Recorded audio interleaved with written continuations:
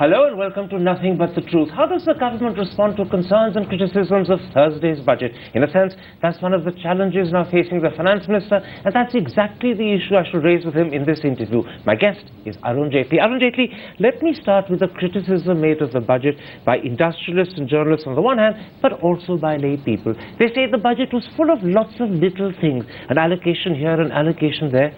But as a result, in this whole crowd of detail, what got drowned out was any attitudinal direction, any broad policy direction. Would you accept that there was a certain element of bad communication? The speech could have been better written? You see, anything can be done better. So I am not on the art of speech writing or making. A budget has to have several things in a vast country like India. So if you look at the budget, the first part of the proposal concerns really with the economic policy direction. It mentions where we stand today. If we don't correct this course, what are the consequences? The 10, 12, 14 major problems which are confronting us, which are the new steps I intend taking in that direction. Can I interrupt at that point? That was the bit that actually gave people a lot of hope and expectation when you began. No, but that message got drowned out as you carried on. But if you see any budget speech of a finance minister, it will start with the policy, you have the planned schemes in the middle, and you have the revenue proposals to the end. But we were hoping that your speech would be... You see, I'll tell you, there are various categories of people in India. You have the studio pundits, you have the economists, you have the industry, you have the political workers, and you have a country at large. Now, a very large part of the country, when they're asking me questions and meeting me or responding to the budget, they are not concerned with the first part. They are concerned with what has happened to my area or my social segment. So you have to cater for a variety of people. You have to cater to a variety of people. But as a result... Now, for instance, if you meet a common man in a salaried circle, he is really concerned with the third part, his income tax. But do you know the problem? You're catering to a multitude of people, but as a result of which no one section thinks that you came across with a clear message. What people say is, as a result of the morass of detail, there wasn't a big bang idea, there wasn't a clear message. See, was there meant to be one? Was there meant to be one? No, it was not. I'll tell you what the big bang ideas are. Because it's a lack of either understanding or a lack to explain the detail in that. I have on my table today a lot of unresolved problems. I have to untie many knots of the UPA. I have to first start with what I do to the GST. I have to start with stabilizing the tax structure of India. That's not only retrospective tax, to create a machinery that responds to the taxpayer and is not ultra-aggressive. There's a huge, huge problem pending with your transfer pricing in India. I have to resolve those issues. Now, these are issues with which other segments may not be interested. Then, the entire banking segment, infrastructure, encouragement to manufacturing. Are you aware of the fact? But are you simply doing a repair job, or do you have a clear message and idea that infuses the budget and in a sense stands out? What is that? You see, I'll tell you what infuses the budget. The reasons why investors lost confidence in India, the message is I have to restore that confidence. 2, I have to restore the speed of the manufacturing sector, which is either negative or has slowed down in this country. 3, I have to do all this in an era of inflation without putting a lot of burden on the common man. And I have to expedite the growth rate so that I can even raise revenue. Okay. So in the context of those 4 clear messages which you say infuse the budget, let's then come to the budget and let's bring up one by one the central concerns or criticisms people have had. Now, you've got a lot of praise for accepting Mr. Chidambaram's fiscal deficit target of 4.1%. You yourself said it's a challenge, but I want to put this to you. It's more than a challenge. You will not succeed in achieving 4.1% unless you can generate a fair measure of growth. That's still questionable. If you can overcome the ill effects of a poor monsoon, then you could be heading towards an even worse monsoon than people believe. And finally, if you aren't hit by an oil price crisis that could happen beyond your expectations. See, 2 of those are outside your control. Obviously, they are outside my control. But oil prices have started moderating in the last 10 days. But look what's happening in Israel and Gaza as we speak. But at the moment, oil prices are moderating. I can't predict what will happen 15 days from now. As far as monsoon is concerned, it's too early to write it off completely. And therefore, let's please wait for the next couple of weeks. Even if you have a late monsoon, India has a lot of food grains, food stock in India. At the same time, you have a plan, every government is ready, how do you deal with the drought situation. That, of course, will affect us. I'm not saying it will affect livelihoods, it will affect growth. Yeah, of course it will affect us. But at the moment, you have a couple of weeks still more left to see how the monsoon functions. But you're keeping your fingers crossed. No, we are being very cautious about it. And therefore, when I said I accept it as 4.1%, I know it's a daunting challenge. So I have not said I will achieve it. It's a daunting challenge, but I take up the challenge and I'll endeavor to achieve it. Let me give you one other reason why let me complete, Karan. I thought I was being interviewed. Now, when you mention each one of these, my challenge for 4.1% is that either I cut down expenditure, as my predecessor did, or I let the growth rates move up so that the economic activity expands. I am consciously choosing the latter part, and therefore I am trying to improve the investment environment in the country. I am trying to improve the environment under which manufacturing can grow, because that's an area we can grow in this country. And if we grow in those areas and achieve a certain level of growth, then tax buoyancy will take us to a situation where we can perhaps achieve that 4.1%. I fully understand that, and you're hinging and betting on growth happening, and you're hinging and betting on it happening fairly quickly because you have only 8 months. But let me give you a second problem, which actually adds to the first two uncertainties, and that is you're also gambling on raising some 63,400 crore from disinvestment as well as sale of non-PSU shares. Now, you're doing in 1 8-month period what UPA did in 3 years, and in fact you're doing more than that. Again, that's not just daunting, that could be very difficult. No, I don't think it's extremely difficult. I think it's very achievable. There are a large number of PSUs which have been identified, and you are not divesting the entire PSU. The market is doing reasonably well, and in these market conditions, to offload 4 or 5% of certain PSUs or a defined share of a certain PSUs is not at all difficult. So are you saying to me that the challenge you've taken on of 4.1% is doable but difficult? Or are you saying, as you seem to be, that this is doable but I probably will miss it? I think it's challenging and it's doable. So you won't miss it? I hope to achieve it. But you can't be more confident than that? Whatever, I've said that in my speech. It's challenging, it's daunting. These are the phrases I've used. But I don't want to not try to achieve it, because it's a target fixed by my predecessor.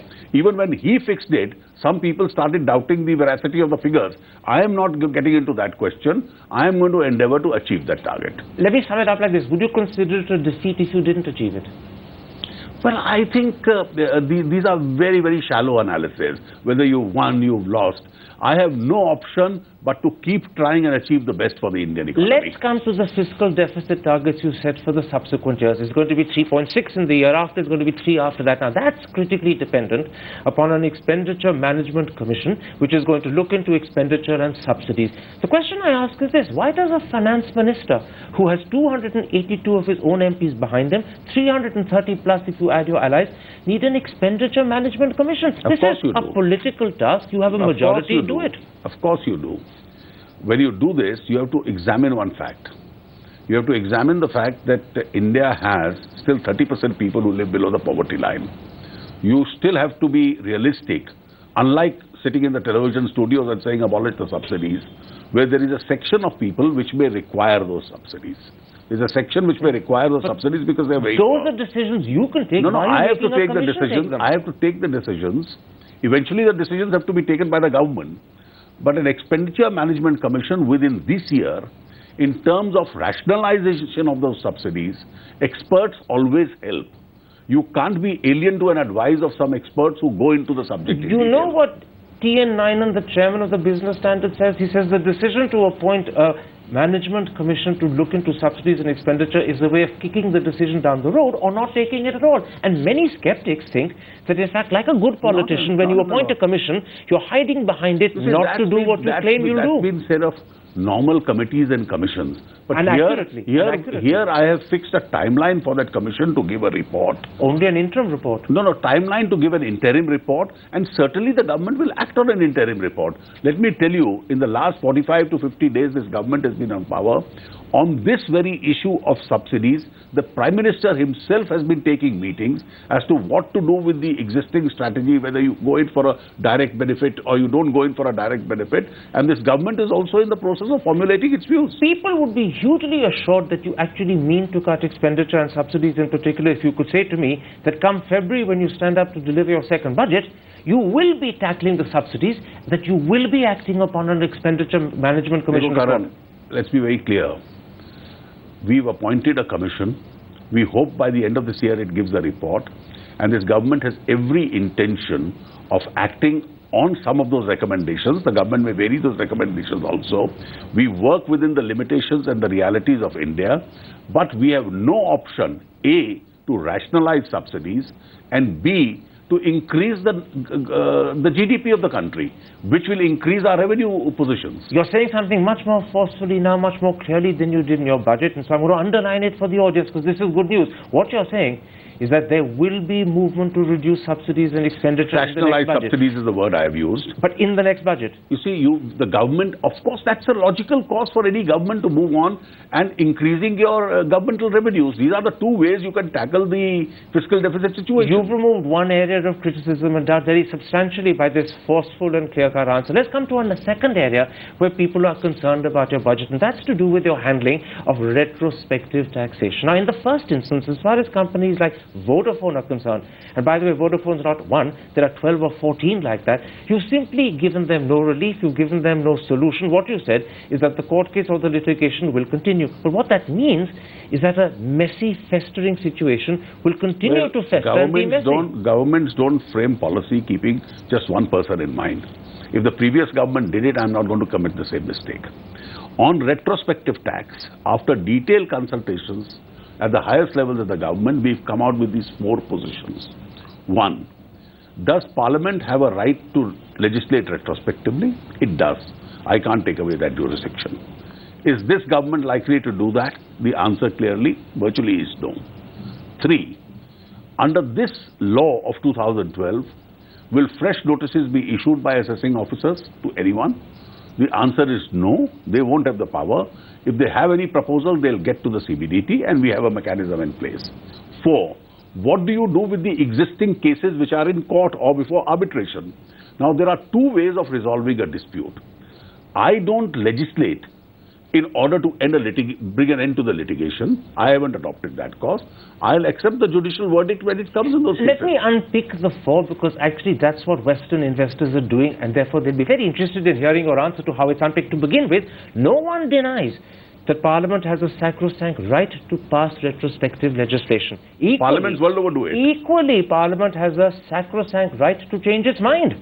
Parliaments have changed their mind in India many times, and therefore something you could have done legally and legitimately. No. Let me finish and then you answer. I think the government took a decision, and a decision, consciously it took a decision, that existing litigations must run their course and let the verdict come. That's the decision that I'm questioning, because in fact you could have taken an alternative. You are entitled to question that decision, but that doesn't mean that that's the only view which is possible. I'm not saying that. 2 views were possible. The government accepted the principle. We don't bring a legislation to nullify those litigations. The litigations will resolve themselves. But the net result is those litigations are giving a bad image to the country, because there are many companies involved. The Vodafone effect is putting other people off, and you're incurring a problem that's getting worse. That's why there was a clear need to offer a cushion for the future, and that's what we've done. Let me put this to you and then you answer for me. You could have, if you wanted to, have passed an amendment to say that the 2012 Pranab Mukherjee amendment will be prospective, not retrospective. Had you done it, the problem would have been over. No, that's a possible cause. The government didn't think it correctly. You don't change the law only for the purposes of reducing the litigation of one company. Parliaments 12 companies or 14? Well, it's 12 companies. The governments don't do that. If those matters are already in court or before an arbitral tribunal, let them resolve themselves. All right. That's your answer. People will judge whether it's the correct or not, but you have a right to do what you think is correct. You see, there are 2 courses open, the legislative course or the judicial course. The government has chosen to allow the dispute to be resolved by one court. Absolutely, except that people think the judicial course is a messy course. It creates for a festering relationship. Not necessarily. All right. When other political disputes are pending like Ayodhya, and both these courses are open, everybody is told let the judicial course work. But that's a different thing. But that's a the different two thing. aren't comparable. Yeah, but the 2 are not comparable, but these are 2 parallel courses open. Absolutely, I don't deny it. I'm simply questioning whether you've chosen the right one. You say you have time will tell and audiences will judge. Let me come to the second key element of that answer. You said that, in fact, if there were to be fresh cases under the 2012 amendment, you would appoint a committee under the CBDT to handle it. And you said, as a result, therefore, there will not be fresh cases. Now, that's something else the Western investor says, no, that's not clear. When you appoint a committee, all you're doing is to ensure that a notice in this regard is not sent directly by the assessing officer. He needs first the concurrence of the committee. But there's no guarantee. There's no guarantee the committee will say no. If you read the complete paragraph of my speech relating to retrospective tax, clearly, I have gone to the extent of saying, when fresh liabilities are created retrospectively, they adversely impact the investment environment. They impact the investment sentiment. It is in this context that without nullifying the law, that we've appointed a mechanism which is a filtering mechanism. Absolutely, but that mechanism doesn't close the window. It's still left open. There could still be the power is there. Whether the power is exercised or not, you have enough indications in my speech.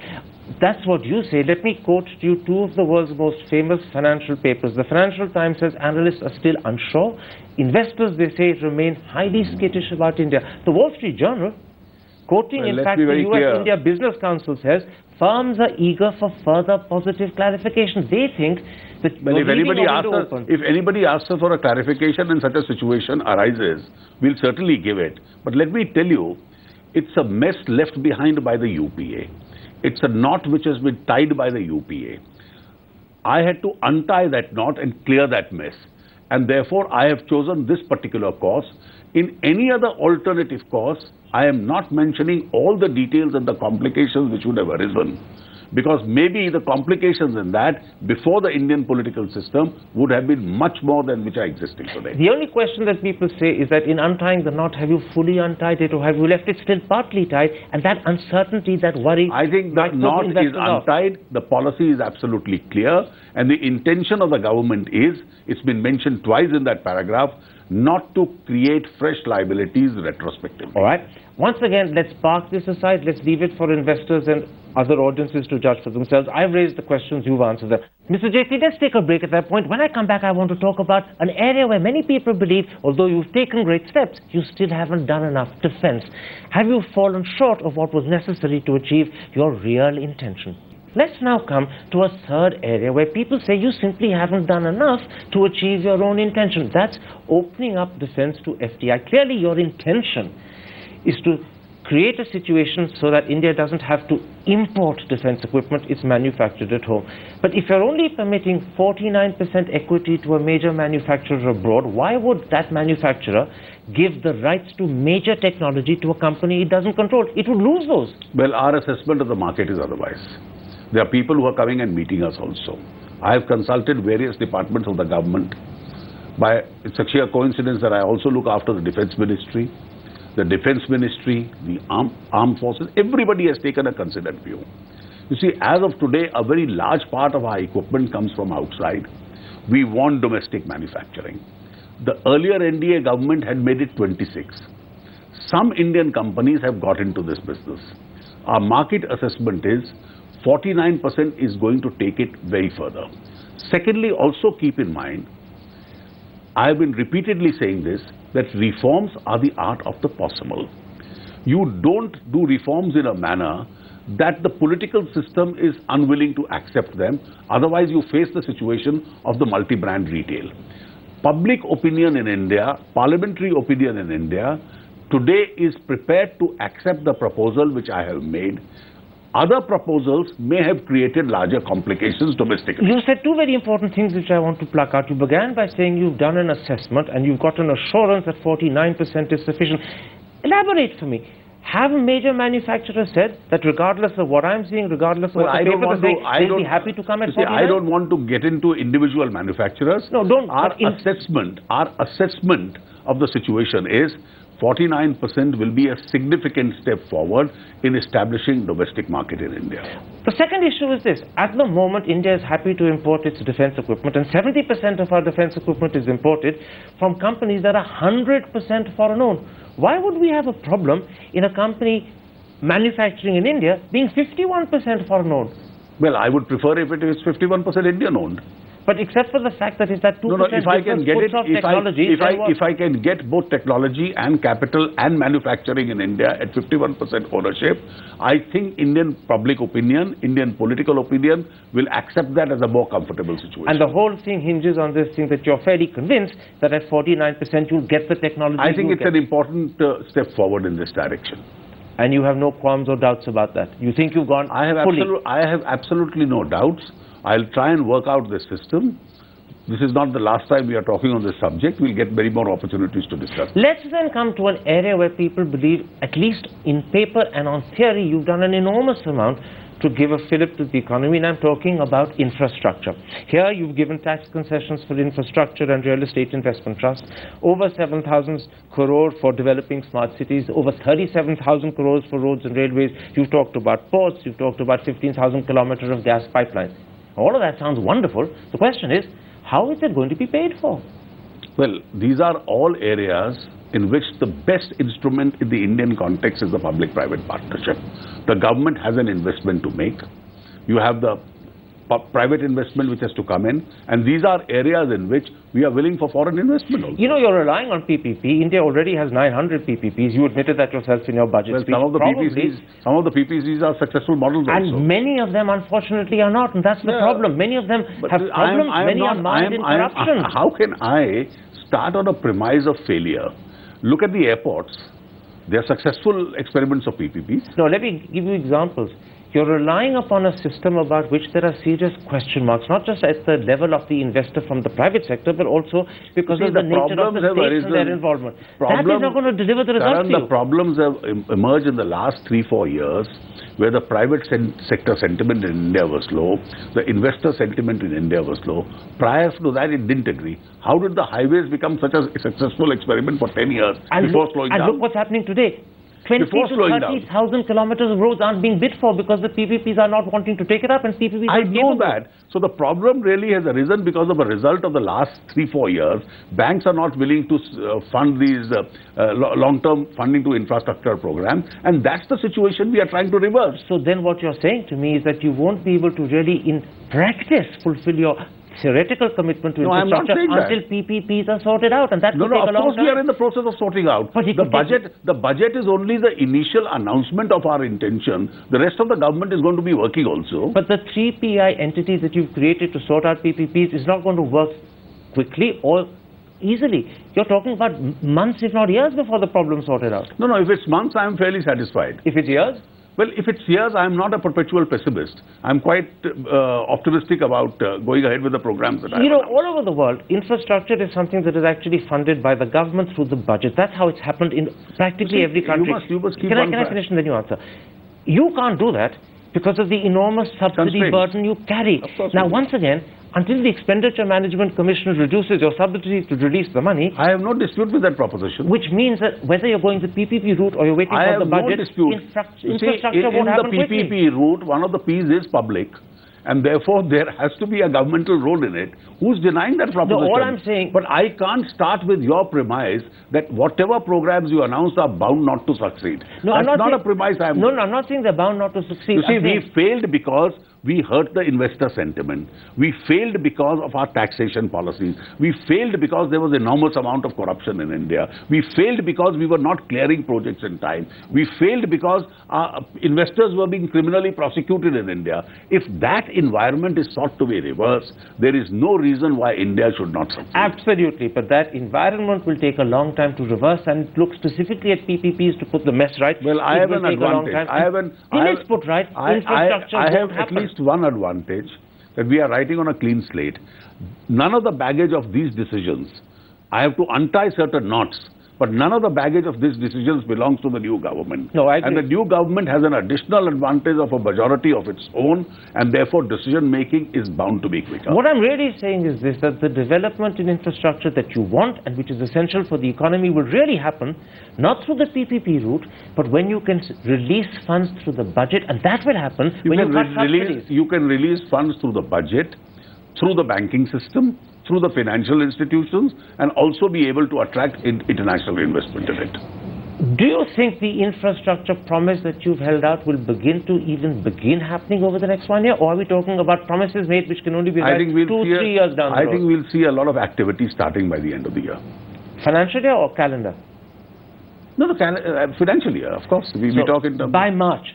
We will start some activity by the end of this year. Let me come finally to a concern that in a sense may have arisen because people were misled by the opening part of your budget speech. There you said the budget is the most comprehensive action plan, and people said yes, absolutely, we now wait to hear big bold announcements. And then you said what follows will be a broad policy indication of what I'm going to be doing.